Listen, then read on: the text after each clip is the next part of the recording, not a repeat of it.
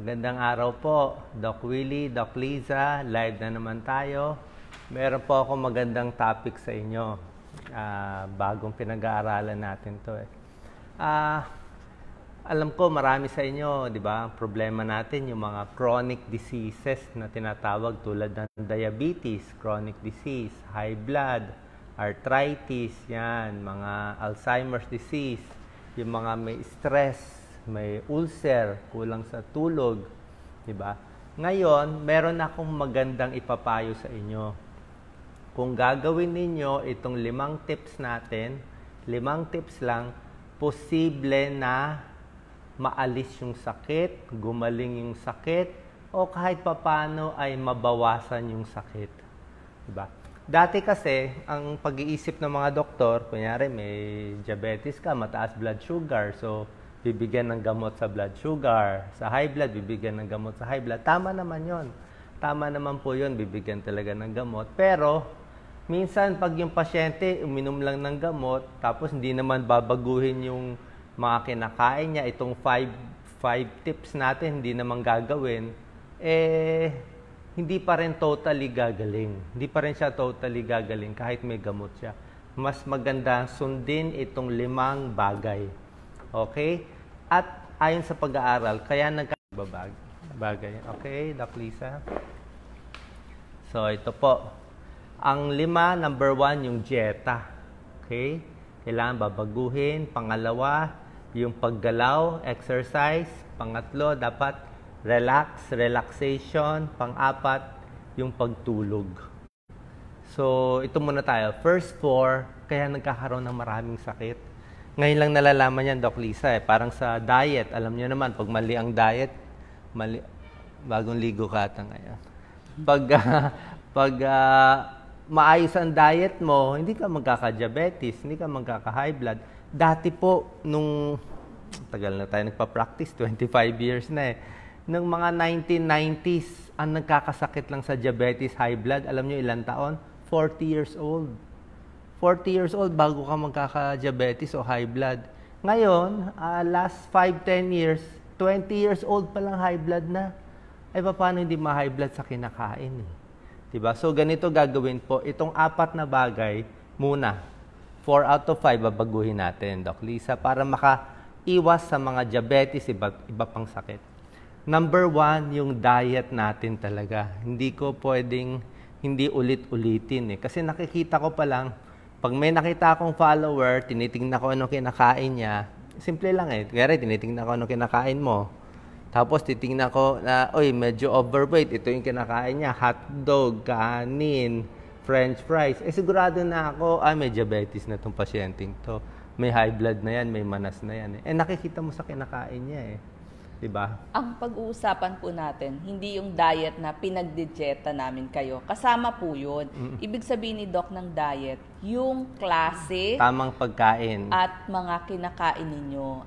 Anong klase, anong pagkain na kinakain ninyo. Yun po ang ibig sabihin ng diet, hindi yung dieta. Kasama lang po yung pagdidieta, pero ang ipapaliwanag po natin, ano ang mga kakainin. Okay. Pwede nyo po i-comment, pwede nyo i-post kung ano yung kinakain nyo ngayon, ano yung almusal nyo, ano yung dinner nyo kahapon, i-post nyo. Kasi minsan akala nyo tama, pero mali Like ako, nung bata pa ako, di ba, nagda-drive ako, hilig ko kumain ng mga, di ba sakali, nagbebenta ng crackers. Yung chicharon diba? cracker. Sabi nila nga, kasi uso noong araw yun May napanood ako ng ipis crackers daw Dati gusto ko yun pero ngayon, ay parang mali ata.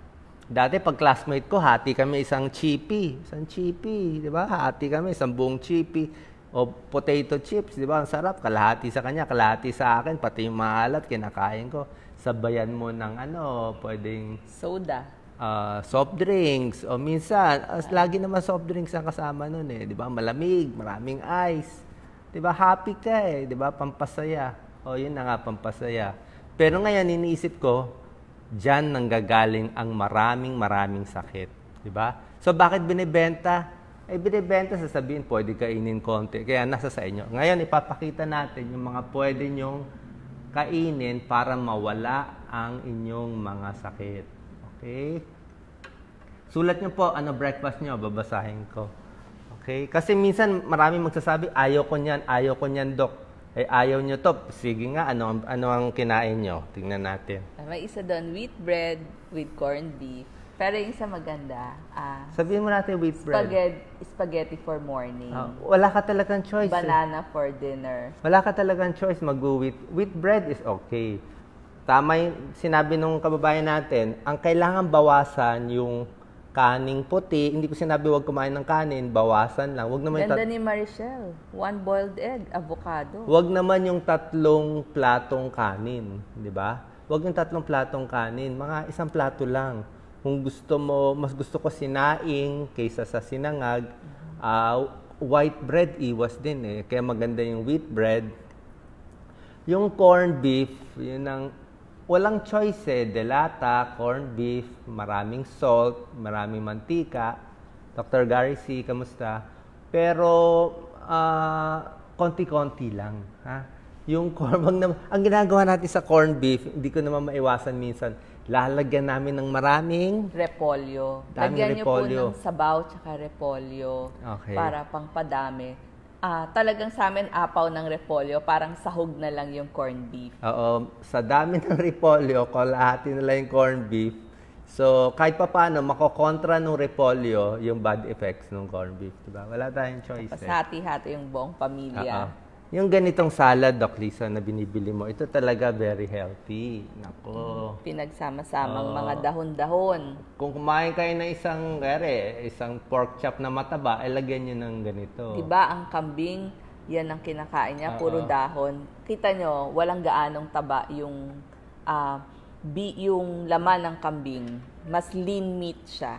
Kailangan damihan ko to ngayon kasi kung medyo matigas ang dumi nyo, maganda ang ganitong gulay. Ano nga ito, Lisa? Lettuce, arugula pa nga yan. Merong lechugas, iba't ibang klase ng mga lechugas ang nilagay dito. Yes. Tapos, wag lalagyan ng Thousand Island. Hindi pwede ang 1,000 Island sauce, di ba? Or mayonnaise. Wag na mayonnaise. Pwede yung ganito mga suka lang. Yan, mga suka. Balsamic po. Kahit suka na lang. Balsamic. O suka, vinegar, vinaigrette. Lagyan nyo na lang lemon. Ang ganda. Lemon, tsaka itong lahat ng salad, ginagamit na lang lemon, tsaka olive oil na pinaghalo para sariling gawa. O kaya olive oil, tsaka calamansi, pwede din. So, pag ganito kakainin nyo, di pwede nyo lagyan isang tinapay. Itlog, very healthy ang egg. Okay? Gaano karaming itlog? Sa isang linggo, siguro, kung 1 egg a day ka, isang linggo, mga 7. 1 egg a day. Di 7 eggs a week. Okay. Pero minsan, nakadalawa ka ngayong araw, di bukas, wag muna, 2 ulit. Sa itlog, ang pinakamagandang luto, kung kaya mo, hard-boiled egg. Di ba? Kasi kung prito, pwede naman pritong itlog, kasi mantika eh. Di ba? Ito ang pinaka-healthy sa lahat. Yes, kasi may nag-comment sa atin. Sila daw, ginisa lang ito. Tama po, nilalagyan lang namin ng bawang sibuyas, broccoli, paminta, pwedeng konting herbs. Yan, kung ano yung mga dahon-dahong herbs ninyong tinuyo dyan sa bahay, pwede. Mapaupo, mapasayote, patola. Kasi minsan mahal din to. So kung ano lang yung mura doon sa inyong palengke, yun lang, wala nang sahog na mga baboy, baka. Bawang, sibuyas, mga dahon-dahon, herbs, paminta. Medyo mahal lang ang broccoli eh. Kung mahal ang broccoli, pwede cauliflower. Pero yan yung dalawang maraming pag-aaral na anti-cancer. Like siya, may lahi si Doc Lisa ng breast cancer, may lahi sila sa amin, may lahi din ng cancer. So, kailangan kontrahin mo nito. Pag marami ka nitong mga gulay, kahit papano, yung mga nakatagong cancer cells natin, mananahimik lang, quiet lang kayo, huwag kayong magwawala. Kasi pag nagwala yung cancer cells, lalaki ng lalaki, wala na, kakainin na tayo. Ang pinakamura talaga, na halimbawa, yung mga pechay, lalo na ang kangkong, diniscuss ko yung kangkong. Yes, pwede kangkong. nyo i-research na upload ko na yun. Nakaplano na yan. Ngayong lunchtime, ako kangkong. Ganyang kalaking kangkong, sasabihin ko, konting mantika, walang butter, tsaka isang kanin. Yung protein ko, babawiin ko na lang sa mamaya. English yun, water spinach. So, pag ni-research nyo spinach, siksik talaga sa nutrients, sa nutrition. Tapos, syempre sa prutas, itong mga banana, di ba? Lagi ko na kinukwento sa inyo, i-search nyo na lang. Lagi ako may saging para sa sakit sa tiyan, sa ulcer, inaantok, nahihilo sa school, hindi alam ang tamang sagot sa math, kain kayo ng saging. Bago kayo mag-test, magsaging muna. Kailangan may energy. Ito kasi, matagal kang busog eh. Kahit kunyari, nalipasan ka, hindi ka makakain, ito matagal kang busog. Pero pag kumain ka lang ng chocolate o yung mga candy, wala, hindi ka mabubusog. Uminom ka sa basong soft drinks o chocolate drink, hindi ka rin mabubusog. Dito busog ka. Tsaka good for sa mga ulcer, nakatapal siya. Sabi nga nung ating texter, sa mga malulubhang sakit, tamang pagkain. Mas maganda sa malulubhang sakit, pwede pa to. Like mga diabetes, baka biglang gumaling. I-check nyo, sundin nyo lang to, maraming gagaling. Sure ako. Ito, apple. Mahal ba apple ngayon? Pampapayat. May mga murang mansanas, lalo na ngayon, no? Magba-bare months na. May konti pa akong dagdag tips. Sa apple, mas healthy itong red apple kaysa sa green. Sa ubas, mas healthy yung maitim, yung black grapes or blue, yung, di ba, o violet grapes kaysa sa green na grapes. Pero pwede rin naman lahat. Ito, favorite natin, pinya. Yan, di ba? Pag kumain ka sa mga restaurant, pag kumain ka ng maraming karne, pagkatapos, pinya. Pinya ang pangtunaw. Pangtunaw ng mga karne na kinain mo. Di ba, Doc Lisa? Sagana sa fiber. Na-discuss na po ni Doc Willie yan. Kaya nga yung mga pagkain ay lagi hinahaluan ng pinya. Anong mga luto? Yes, lahat ng sweet and sour. Sweet and asado. sour. Asado. Lahat yan, nilalagyan ng pinya. Mga giniling. Hamburger, lagyan mo ng pinya. Hawaiian ang tawag Hawaiian. doon. Pizza, nilagyan mo ng pinya. So, yung mga unhealthy, katulad ng hamburger, tsaka yung mga pepperoni, nahaluan nila dito. Nahaluan. Para kahit papano, may benepisyo. Ito, bawas cancer. Yung isa, dagdag sakit ulo. Ngayon, ito ang pinakamasarap na merienda. Mani. Mani, okay. Kasoy. Kasi marami sa ating bansa, mani, kasoy, pili. Itong kinakain naming mani, walang asin. Unsalted siya eh. Hindi ko pinipili yung mga may asin. Kasi sobrang alat yan eh. Ito, pinakamasarap. Healthy ito. Isang dakot lang po. Huwag pong isang plastic. Hindi, pwede yan. Kahit marami healthy to. For protein, sigurado po yan. Monggo rin, very healthy. Yes. Diba? Diniscuss na ni Doc Lisa. 5 million views na. Dali lang, Doc Lisa. Diniscuss na ni Doc Lisa yung monggo tsaka mani. Bago kayo mag-isip na naman about arthritis, sinasabi ko nga sa inyo, magagalit ang Rheumatology Association yan eh. Lagi nila sinasabi, wag siraan ang monggo. Kasi lagi talaga kami kumakain ng monggo, mani. Ang bawal lang kung may gout na mataas yung uric acid. Okay? Pa-check niyo uric acid niyo. Pero yung ordinary arthritis ng pagkaedad, lahat kasi nagkakaedad may arthritis eh. So, hindi naman pwede lahat bawal monggo, bawal mani, bawal gulay. Binago na po yan ng rheumatologist. Pwede na kumain. Sa mga hindi mataas ang uric acid. Sa mga ayaw kumain, comment po ninyo. Ano yung kinakain nyo? Sige nga. Ano ipapalit nyo? Kung meron kayo ipapalit na mas maganda, okay. Pero kung ipapalit nyo sa akin, adobo, tsaka kanin, talo tayo doon. Sa isda kasi, ito mahilig tayo sa tuyo, di ba? Daing, masyado maalat po eh. Yung salt, ang salt na kinakain ng kababayan natin, 4 times higher than recommended. Ang recommended, ganito lang kadami. Sa Filipino intake, sobra tayo alat talaga kumain. Kaya ang daming may sakit sa kidney, ang daming nagda-dialysis, ang daming may problema talaga doon. So, diet, maraming gagaling. At wala nga akong sample, pero yung avocado, sobrang healthy ang avocado. Okay? Good fat siya, pampaganda. Yan ang gusto ng mga good fats, pampaganda at para sa katawan. Ang daming benefits na. Good oil siya. Wala lang ako sample ng mga omega-3 Doc Lisa. Opo, omega-3 kung talagang wala tayo. Hindi, omega-3 mga isda na available. Like wala tayong salmon. pangbili ng kapsula, pwede po yung mga isda natin dito sa Pilipinas, katulad ng mga galunggong, yung mga maliliit na tuna, tambakol, yung maliliit lang po. Tapos, ang gawin nyo na lang luto, paksiw, may sabaw, tinola, lagyan nyo lang ng sabaw, pinangat, steam, para mas healthy sa atin. Tapos mas mura-mura ko sa palengke natin bibilin yung mga maliliit na isda. Dilis, maraming omega-3. Yes, tapos pag gagawa tayo ng sinigang, siyempre wala tayong choice. Bumibili tayo ng ready mix, di ba? Lahat kayo bumibili ng ready mix, kahit kami rin Di ba? Lagi na ready mix ngayon Kung may ready mix na hinahalo, lagi ko sinasabi, kung hinahalo nyo isang sachet, ako kalahati lang. Kalahati lang ilagay mo. Kung pansit, hindi nga healthy pa din. Sige, kalahati. Kalahati lang nung alat. Di bali medyo matabang. Huwag nyo aalatan masyado kasi doon mag-uumpisa ang high blood, manas, sakit sa kidney, sakit sa puso. Tuloy-tuloy na yun Kaya huwag kayong magtaka kung bakit bata pa may sakit na kayo. Bakit bata pa may diabetes, may high blood na masakit na katawan, dito nga sa kinakain natin Opo. Dati hindi ko rin alam. Doc, dun sa instant noodle, kalahati lang ng sachet ang ilagay nyo sa tubig. Bawasan nyo na lang sa sinigang tubig. Mix, lagi ko sinasabi, kalahati lang. Pero kung kaya nyo sariwang kamyas, tiyagaan nyo na lang, batuan, sampalok, tiyagaan natin magpiga.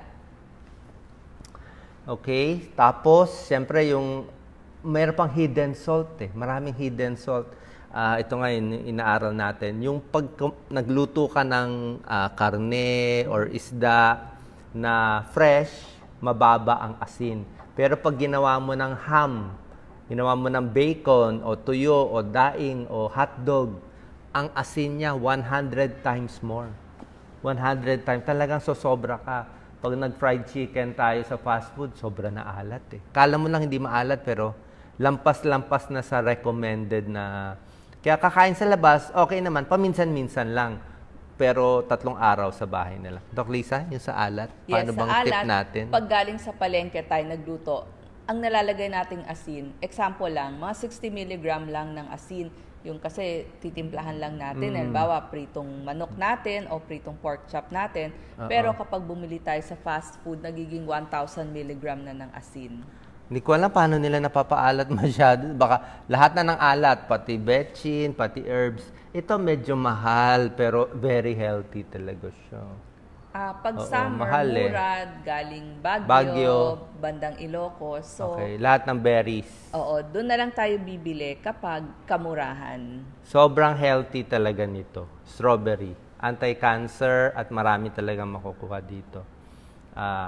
Tapos, i-add ko na rin, share ko na rin sa inyo. Actually, ayoko to i-share pero minsan kasi nagkukulang ako ng kinakain. Umiinom na rin ako ng supplement Diba? Anong supplement iniinom ko? Hindi ko papakita yung brand, pero ang iniinom ko, meron akong omega-3 Once a day. Ang ginagawa ko, low dose Pag 3 times a day, iniinom ko lang once a day. Ayan. Hindi ko pinapakita yung brand. Ganito itsura niya.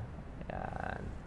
Okay? Wala po tayong ads para lang to sa akin. Kasi ito yung mga supplement na top na proven Kahit kanino nyo tanong pa na doktor or expert. At ngayon, may bagong magandang, yung mga probiotics Very usong-uso ngayon yung probiotics, lactobacilli. Hindi lang yan sa Yakult, hindi lang yan sa mga yogurt. Pwede na yon pero ilang milyon. Meron ngayong bagong labas itong mga billion na lactobacillus. Billion na lactobacillus. May kamahalan lang. Nagtitake rin ako nito once a day. Ito nagpagaling ng, bigay ito ng allergologist, di ba? Allergologist, immunologist, dun sa nanay namin at sa anak ko. Ito yung mga top na specialist natin. Dati inisip ko, baka hindi naman maganda, pero marami na pag-aaral. Tsaka sa studies, naka-top sila Probiotics, omega-3, mas maganda to. Tapos, sa vitamins, ako, kasi ganito naman kinakain ko, puro gulay naman. Kaya vitamins ko, bihira lang. Siguro, pag may sakit lang, kung may sakit ako, minsan nagba-vitamins ako. O kunyari may sugat-sugat ka dito sa bibig, baka kulang ka sa vitamin B o ano yun. Minsan dinadagdagan ko. Pero otherwise, hindi ako gano'n nagba-vitamins. Ang dami pong nagtanong, pagkain daw ng fatty liver. Ito na po yung dinidiscuss natin. Ito na pagkain ng fatty liver. Fatty liver, arthritis, Alzheimer's. Sakit sa puso. Oo. Ito din po. Counted to lahat. Ito rin. Lahat to pwede ito para hindi magbara. Isulat niyo yung kinakain niyo. Huwag kayong mahiya kung sinangag o ano mang kinain niyo. Para alam natin kung tama o mali. Ako kasi talaga, hilig ko talaga yung mga chips eh. Yung potato chips, gigil talaga ako doon eh. Kaya lang, pag kukain ng konting-konti lang, kasi ang mantika, ang sobrang... pag bata tayo, pwede kainin lahat. Pag matanda. So, diet, pwedeng gumaling na kayo, ha? Gagaling ang sakit ninyo. That's number 1. Number 2, yung exercise. Okay? Marami ang iniisip na exercise. Itong mga gym natin. Iniisip na exercise, pupunta sa gym, yung magpapawis na 1 oras. Pwede yon, okay yon, para sa mga healthy kung gusto nyo. Pero merong exercise na mas maganda. Diba? Ang exercise, tatayo ka lang at maglalakad ka lang. Maglakad ka lang na mabilis ng 2 minutes. Tayo ka lang sa upuan mo, maglakad ka ng malayo, lumabas ka ng 1 floor, bumalik ka ulit. Okay? Gawin mo mga 5 beses o 10 beses ang araw. Napakalaking tulong na yan. Yung ilalakad mo lang. Lakad ka ng lakad. Bakit? Alam niyo naman, di ba? Para hindi magbuo yung dugo sa paa. Pag nagbuo yan, lagot na. Di ba? Marami nagbubuo ang dugo sa paa para hindi magmanas. Diba? Para hindi magbara itong mga ugat natin sa puso. May konting, pag pinagod mo siya ng 5 minutes, kahit pa paano gagalaw-galaw din siya. Diba? Para yung dugo natin sa utak, mas gumana din. Ito, sa brain, no? Ano ba, alam nyo ano ang pampatalino number 1? Bukod sa mani, lakad, exercise. Kaya yung mga estudyante, pag di alam yung sagot, diba ginagalaw-galaw yung paa, ganyan. Maglakad ka, mag-jogging ka, maaalog yung ulo mo. Gaganda yung circulation, gaganda yung daloy ng dugo sa utak. Cells. Sa cells, meron ka maaalala na nakalimutan mo. Okay? Kaya yung mga may edad na hindi gumagalaw, yun na nga ang lahat ng problema. Yung mga may edad, may sakit, hindi gumagalaw. Alzheimer's, manas, yung tiyan, di gumagalaw, constipated. Paano hindi gumagalaw eh? Ano gamot sa constipation? Bukod sa mga prutas, gulay, galaw-galaw. Diba? Talon-talon, exercise. So yung exercise, ang gusto ko, short exercise. Hindi ko pinapayo yung mag-marathon, ha? Marathon, marami natitigok sa marathon. Diba? Kung healthy ka, okay. Pero ang point ko, ang dami, babalita, di ba? Hindi healthy, nag-marathon 20 kilometers tapos bumagsak. Sobra naman yun. Sobra naman. Pwede, gusto mo maglakad, mga 2 kilometers kung kaya mo. 5 kilometers. Pero wag naman yung 20, 40. Para lang yun sa mga triathlete o talagang atleta na Olympic. Pero kung hindi tayo Olympic athlete, doon na lang tayo sa lakad-lakad. Ha? So, exercise. Dieta, exercise. Number 3, para maalis ang mga sakit natin, yung pagre-relax. Yan, si Doc Lisa magaling dyan eh. Kailangan masaya lang. Manood lang kayo ng mga tips ni Doc Willie, Doc Lisa. Kaya ginagawa ko masaya yung page natin, di ba? Gusto natin masaya yung page natin, magdadasal palagi, positive quotes. Huwag masyado tingnan yung mga away-away. Kasi kung puro away, sigawan, o inisan, kahit kayo po subukan nyo magalit o mainis. Ano mararamdaman nyo? Di ba? Sasakit ang dibdib. Di ba? Sasakit ang ulo. Hindi sasakit ang tiyan. Hindi makatulog. Galit eh. Nagalit ka doon sa kapitbahay, sa classmate, katrabaho. Bakit siya nauna? Ako na late. Di ba, Doc Lisa? So, yung relax lang, pwede sa music, pwede sa exercise. Masasayang panoorin. Para maging masaya, ipapasok mo sa utak mo yung masaya. Kung ipapasok mo sa utak mo, ay itong tao magnanakaw, itong tao salbahe, itong ganyan, Ito yung kasalanan niya, inulit niya. So kung isang tao may kasalanan sa'yo, may kasalanan siya, di ba? Kunyari, sinaktan ka niya. Lagi mo inisip mo na 5 beses, di parang sinaktan ka na niya na 5 beses. Di ba? Iniwan tayo nitong isang tao, inisip mo na inisip, parang iniwan ka na 5 beses, di ba? Kaya kalimutan mo na yun. Try mo ipasok iba. Ipasok mo sa utak para ma-erase. Ikaw, Doc Lisa, magaling ka dyan. Bigyan mo yung mga maiinit ng ulo. Kasi maraming sakit doon nanggagaling. Manood po tayo ng mga kinahihiligan natin, katulad ng cooking, kung yun ang gusto ninyo, or pag-aayos ng bahay.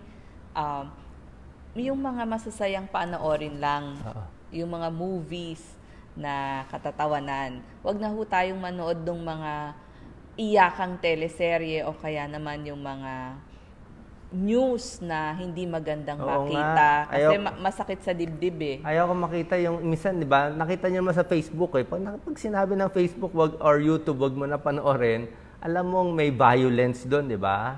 May dugo.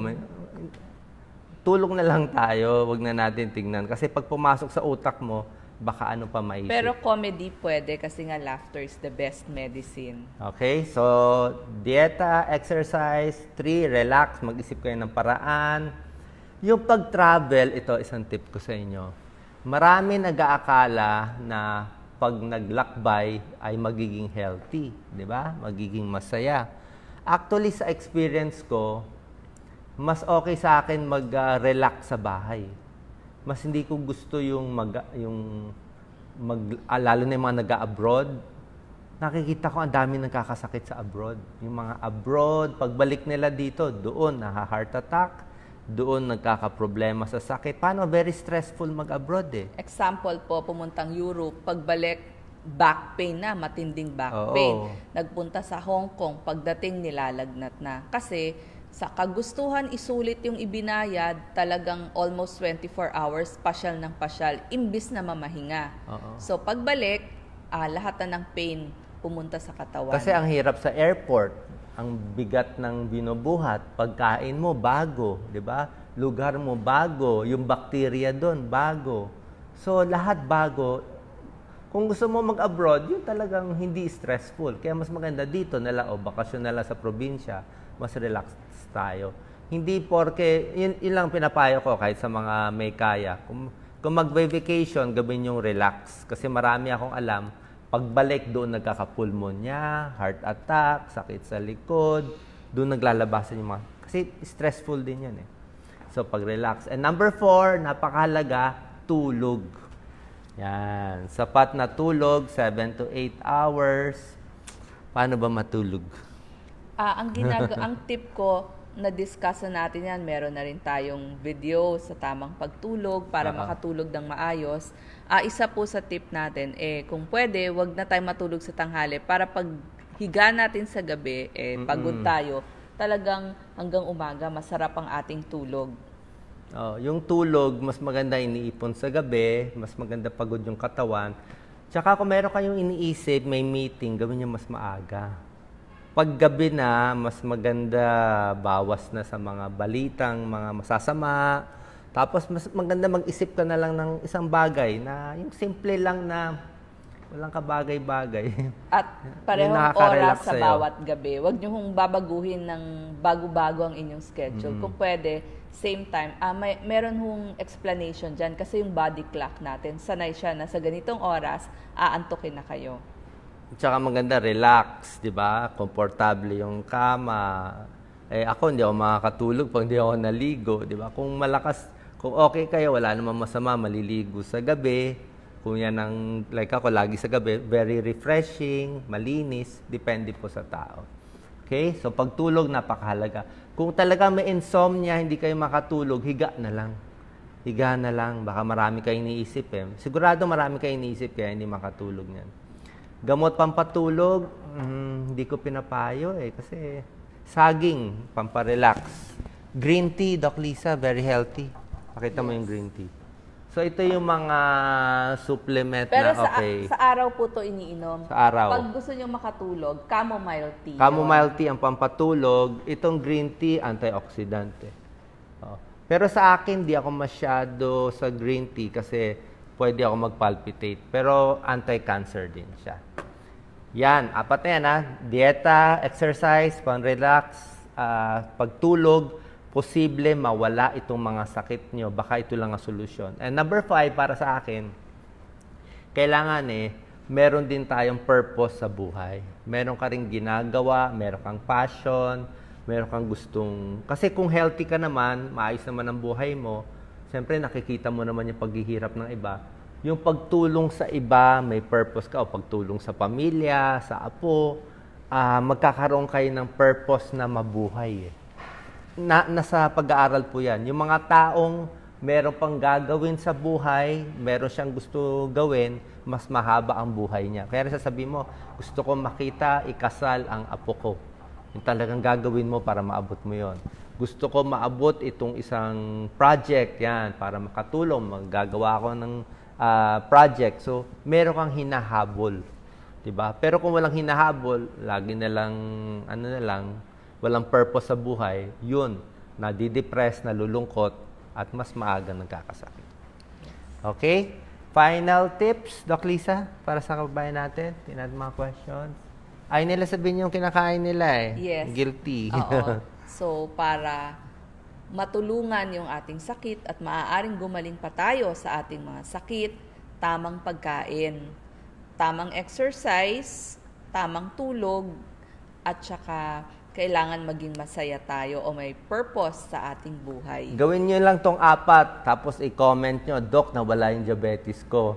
O, nabawasan yung gamot ko sa high blood. Yung ulcer ko nawala. Yung stress ko nawala. O, imbis na atakihin next year, hindi siya inatake, nabuhay siya ng added 10, 20 years. Simple lang Okay? Diet. So, kung last na lang, itatanong nyo, ba't hindi tinuturo yan? Alam nyo anong problema? Hindi to tinuturo sa medical school Oo. Sa medical school, hindi to tinuturo Hindi gano'n nakafocus dito Ang focus sa mga... Sa aral. Sa tableta at sa yun ang problema. Pero sa atin, mas mahalaga ito kasi ito yung kaya natin ayusin at makakaiwas tayo sa sakit, matutulungan pa kababayan natin na libre, sa libreng paraan. God bless po. Paki-like, paki-share, para maraming makikinabang. Okay? Itag nyo yung mga friends nyo at itag nyo na rin yung mga kaaway nyo. Diba? Total health tips naman, baka makatulong sa kanila. Maging kaibigan kayo, diba? So, magiging masaya kayong dalawa, relax, good sleep, haba pa buhay. Okay? God bless po. Thank you.